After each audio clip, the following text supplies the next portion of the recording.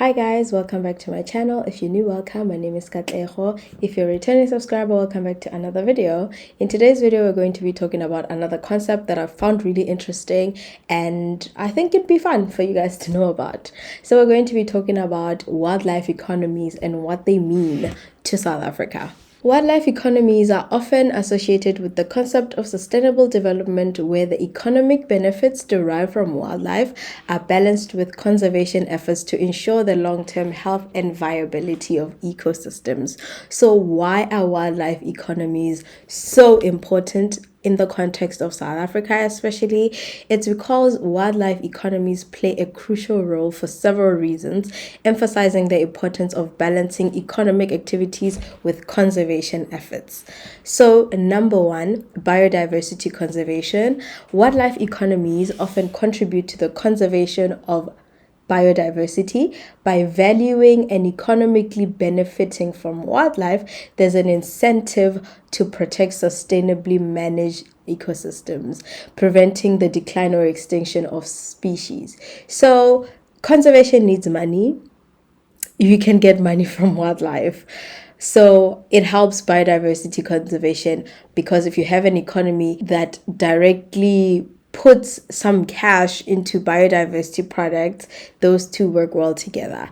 Secondly, economic development. Wildlife economies can be a source of income and employment for local communities. Sustainable wildlife related activities such as ecotourism and regulated hunting provide livelihood for people living in or near natural habitats, and this can help alleviate poverty and promote economic development in these regions. So like I mentioned in a previous video of mine linked in the description, if you have communities that live near nature reserves, it's good if there's some kind of economic activities happening because in turn the local communities do benefit.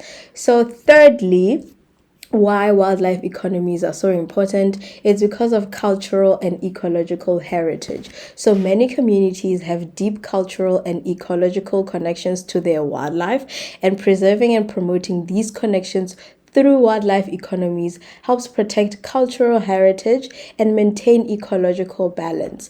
So again, it's a partnership between people who own wildlife and communities in those areas to make sure that at the end of the day, biodiversity is conserved, the heritage of the people in those areas is also conserved and celebrated, and make some kind of money in order to alleviate poverty and provide employment for those people. Number four, education and awareness. So wildlife economies often involve education and awareness programs which foster a greater understanding of the importance of biodiversity and thus the need for conservation. So this can lead to increased public support for environmental initiatives and policies, because at the end of the day, we need community support for biodiversity or conservation efforts, because if the communities do not support an initiative, the likelihood of it succeeding is very low. Number five, scientific research. The funding generated from wildlife related activities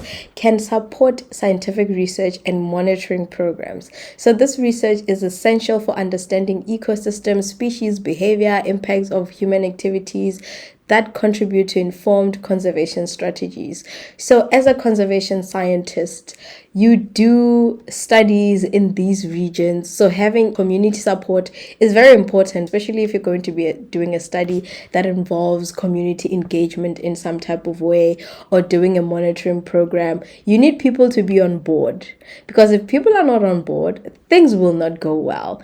And thus, you will not have enough information to inform certain decisions that are made with regards to biodiversity conservation. Number six, we have ecosystem services, where healthy ecosystems provide a wide range of services, such as clean water, pollination, climate regulation. We know this. So by supporting wildlife economies, there's an indirect investment in maintaining these ecosystem services, so which are vital for human well-being. Number seven, we have tourism revenue.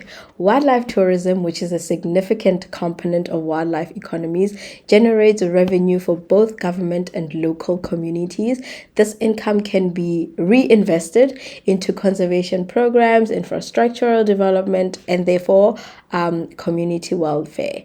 Lastly, it's sustainable resource use. I talked about sustainable use when I talked about wildlife trade. So, wildlife economies often emphasize sustainable resource management practices, and this ensures that natural resources are used in a way that meets current needs without compromising the ability of future generations to meet their own needs. Now, can we talk about why it is important for local communities for wildlife economies to exist? So, wildlife economies are crucial for local communities and development in several ways. Firstly, for income and employment opportunities. These wildlife economies include activities like ecotourism, hunting, and sustainable resource use, and they provide local communities with income and employment opportunities. And this can be especially important in regions where alternative economic activities may be limited. Think of places maybe closer to the Kruger National Park, places that are not necessarily super close to cities where people can just travel for work, but people that are sort of removed from cities or CBDs. If you have wildlife economies in those type of areas where you find animals and not necessarily economies happening, it's super important for those people to have employment and be able to sustain and provide for themselves. Secondly, poverty alleviation. By engaging in wildlife related activities, communities can diversify their sources of income, reducing dependence on a single income sector, and this diversification can contribute to poverty alleviation by providing a more stable economic foundation for local residents. Number three, community-based conservation.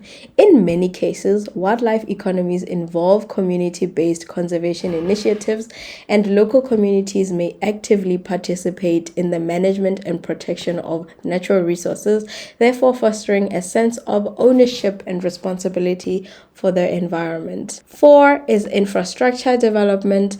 The revenue generated from wildlife-related tourism and other activities can be reinvested in local infrastructure development.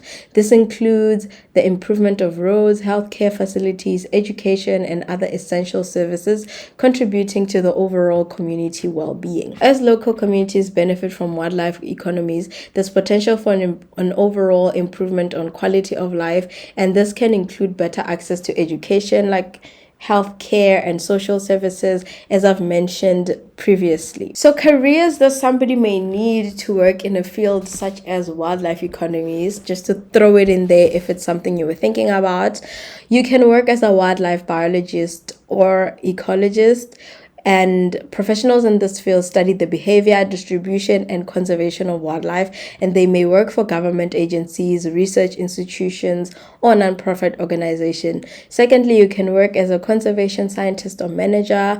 You can work as an environmental economist, where you analyze the economic impact of natural resources and ecosystems. And in the context of wildlife economies, you can assess the economic value of biodiversity and develop strategies for sustainable resource management. You can also work as a wildlife or nature tour guide, a sustainable tourism manager, community development specialist, a conservation educator, or even a wildlife photographer or filmmaker. In the case of wildlife photography or filmmaking, it's basically a visual storytelling that plays a crucial role in wildlife conservation. So photographers and filmmakers capture images and videos to raise awareness about biodiversity conservation efforts and the importance of wildlife. You can work in a nonprofit or as an NGO staff. You can be a policy analyst or advocate, where you work on developing and influencing policies related to wildlife conservation and natural resource management. Lastly, you can work as a researcher or a scientist in natural resource management, where you focus on understanding and managing natural resources sustainably.